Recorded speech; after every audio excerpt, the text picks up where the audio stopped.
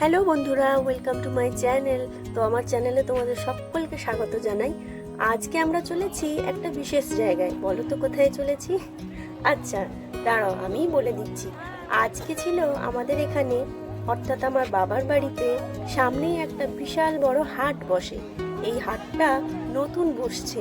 আগে এখানে কোনো হাট বাজার বসতো না, অর্থাৎ যে সাপ্তাহিক হাটগুলো বসে অনেক জায়গায়, সেটা এখানে বসতো না।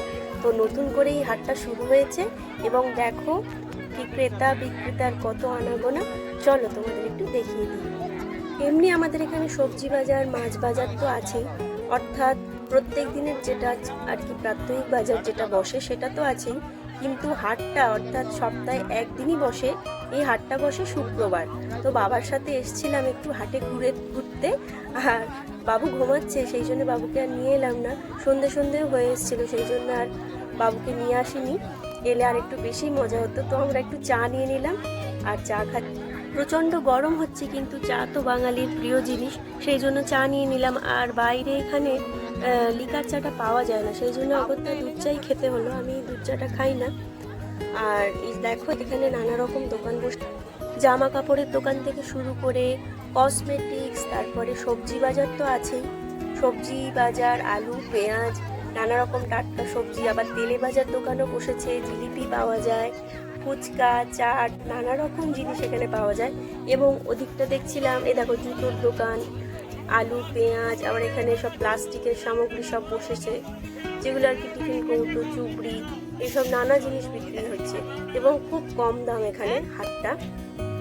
আরেকটা হাট বসে, সেটা হচ্ছে সোমবারে বসে। এখানটা নয়, মানে আমাদের বাপের বাড়ি থেকে অনেকটাই দূরে, আর এটা পুরো কাছে, অর্থাৎ মিনিট 5 গেলেই এই হাটটা আমরা পেরিয়ে যাচ্ছি। তো খুবই মজা লাগছে।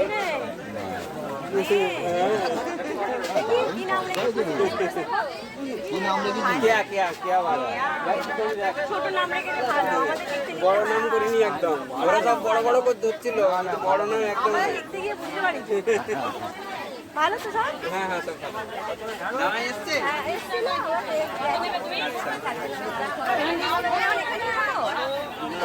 যাবো তো 14 তারিখে টিকিট আছে। দেখা হলো, বললো যাবো। ফ্যামিলিকেও নিয়ে এইবারই নিয়ে যাবো। না না, ওই ফ্যামিলি ভালো থাকবে তবে।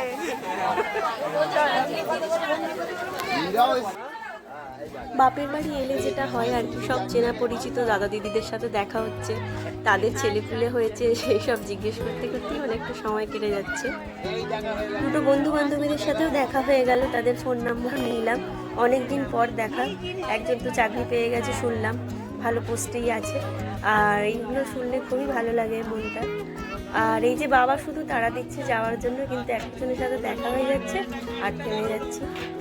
এই হাটটা সকালবেলা থেকেই বসে, অর্থাৎ সকাল 7টা থেকেই বসে যায় আর একদম রাত্রি 10টা পর্যন্ত থাকে। সেই জন্য বাবা সকালবেলাই বাজার করে নিয়ে গিয়েছিল, তাই এক আঁটি শুধু কলমি শাক কিনলাম আর জিলিপি আর চপ নিয়েছিলাম।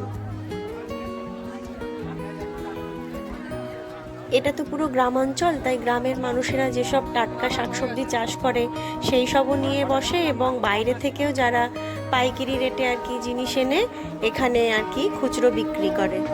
আগে আমাদের এখান থেকে হাটে যেতে হলে, অর্থাৎ অন্যান্য যেসব হাটগুলো হয় সেখানে যেতে হলে প্রায় 1 ঘন্টা সময় লাগতো, এবং সেখানে গাড়ির যাতায়াত, কখন গাড়ি আসবে, যানজট, নানা রকম ব্যাপার ছিল। কিন্তু এখন এত সামনে হয়ে গেছে এবং চাষিদের মাঠের টাটকা সবজিগুলো আমরা কিনতে পাচ্ছি এখান থেকে, খুবই ভালো। আর এখানে ওই যে বলছিলাম না, এখানে প্রায় এরকম দোকান প্রায় 50টার মতো হয়েছে আপাতত। এবার আরও যত দিন বাড়বে হয়তো সংখ্যাগুলো বাড়তে পারে। তো খুবই সুন্দর একটা জায়গা। আর দুপাশেই কি বলবো, পিচ রাস্তা, যেটা দেখাবো পরে। দুদিকেই রাস্তা, একটা হচ্ছে আমাদের বলা হয় যে ছোট রাস্তা, আর একটা বড় রাস্তা, ছোট বাঁধ বড় বাঁধ যেটা। আর এই হাটটা হচ্ছে এই বড় বাঁধেরই পাশে। দেখো কত সুন্দর সুন্দর জামা, কুর্তি, নাইটি, শাড়ি কত সুন্দর বসেছে। আমরা ভাবতেই পারতাম না যে আমাদের বাড়ির সামনে এত সুন্দর একটা কি বলবো প্রতিষ্ঠান হবে। তো খুবই ভালো লাগছে। আর এইসব কিনতে গেলে আমাদের সেই উলুবেড়িয়া ফুলগাছিয়া এই সব জায়গায় আমাদের যেতে হতো। অনেক টাকা গাড়ি ভাড়া লাগতো এবং সময়টারও অপচয়। আর কি বলবো, একদিন হাতে নিয়ে পুরো যেতে হতো কেনাকাটি করবার জন্য, এবং অনেক ট্রাফিক জ্যাম হলে আস্তে আস্তেও অনেকটা দেরি হয়ে যেত। তো অনেক বাধা বিপত্তি থেকে আমাদের আজকে কাছাকাছি হয়েছে। লোকাল মানুষজনেরাও এ থেকে উপকৃত হচ্ছেন, আর যারা এখানে এসে ব্যবসা বাণিজ্য করছেন তারাও অনেক উপকৃত হচ্ছেন। তাদেরও রুজি রোজগারের একটা সঠিক দিশা তারা পাচ্ছেন এবং এখান থেকে অনেকই রুজি রোজগার হচ্ছে। তো এটা একটা ভালো দিক, আর সবার জন্যই খুবই। গ্রামের মানুষদের খুব কষ্ট করেই বাঁচতে হয়, অনেক অভাব অভিযোগকে সাথে করেই বাঁচতে হয়। সেই জন্যই তারা খুব পরিশ্রমীও হন এবং তারা খুব সঞ্চয়ীও হন এবং একজন সঠিক মনের মানুষ হন, যেখানে সমবেদনা আছে, সহানুভূতি আছে, দয়া আছে, মায়া আছে। আমি বলছি না যে শহরের লোক সেরকম না, মোটেই নয়। সব মানুষের ভিতরেই এই প্রবৃত্তিগুলো থাকে, কারো একটু বেশি থাকে, কারো একটু কম, এই যা। আর নিশ্চয়ই মানবেন যে চাষিদের জন্যই আমরা আজকে এত ভালো ভালো শাকসবজি খেতে পারছি, এত যোগানটা আমরা পাচ্ছি। নইলে যা মানুষের হার বাড়ছে, সেই তুলনামূলকভাবে যদি চাষিরা না কাজ করেন তাহলে অনেকটাই সমস্যা হয়ে যাবে। তাই ছোট থেকেই বাচ্চাদের শেখানো উচিত আমাদের যারা সমাজ বন্ধু তাদের প্রতি শ্রদ্ধাশীল থাকা। এবার চলে এলাম আমাদের যেটা বংশী সাধুর মঠ। ওই যে পাশে দেখা যাচ্ছে এই সাধু মহারাজের ছবি। তো ওনার এই আশ্রম এটা ছিল। তো উনি যখন জীবিত ছিলেন আমরা ওনার কাছে আসতাম, ওনার কাঁধেও আমি চড়েছিলাম। তো উনি খুব আশীর্বাদ করেছিলেন আমাকে। আর এই যে দেখছো ওনারই এটা আশ্রম ছিল। আজকে এটা ভালো করে নতুন করে নির্মাণ হচ্ছে।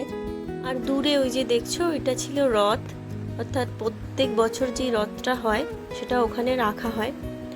আবার রথের সময় চলেই এলো, তাই আগাম সবাইকে রথের শুভেচ্ছা জানাই। এই সব ঠাকুরের স্ট্রাকচারগুলোই হচ্ছে তোমার সিমেন্ট নির্মিত। আর এই যারা কারিগররা এসছিলেন অর্থাৎ মিস্ত্রিরা, শুনেছিলাম নাকি মুর্শিদাবাদের মিস্ত্রি। তো খুবই সুন্দর এখানে এইগুলো প্রতিকৃতিগুলো আঁকা হয়েছে। আর রংটাও যিনি করেছেন আমি জানি না, তো খুব সুন্দরই রং হয়েছে। আরও কিছু রং বাকি আছে। আর এখানে দেখো, এখানে ঠাকুর এসে মানে আগে ওই দিকটায় ছিল, এখন এখানে ঠাকুরগুলোকে নিয়ে চলে এসেছেন। আর নিত্য সেবা দেয়া হয়, পুরোহিত মশাইরা দেন। আর এবার দেখো ঠাকুরের যে রূপটা দেখাচ্ছি, যেটা সবার ভাগ্যে তো দেখা যায় না, অর্জুন দেখেছিলেন, সেটা হচ্ছে বিশ্বরূপ। দেখো ঠাকুরের বিশ্বরূপটা দেখো কত সুন্দর, একটা মহাজাগতিক ব্যাপার। একটা মানে বিশ্বরূপটা দর্শন করলেই যেন মনে হয় যে আমরা খুবই তুচ্ছ প্রাণী। রথের সময় যদি যেতে পারি তাহলে নিশ্চয়ই দেখাবো তোমাদের। তো আজকের মতো ভিডিওটা এখানেই শেষ। কেমন হলো অবশ্যই কমেন্ট করে একটা জানিও। ধন্যবাদ।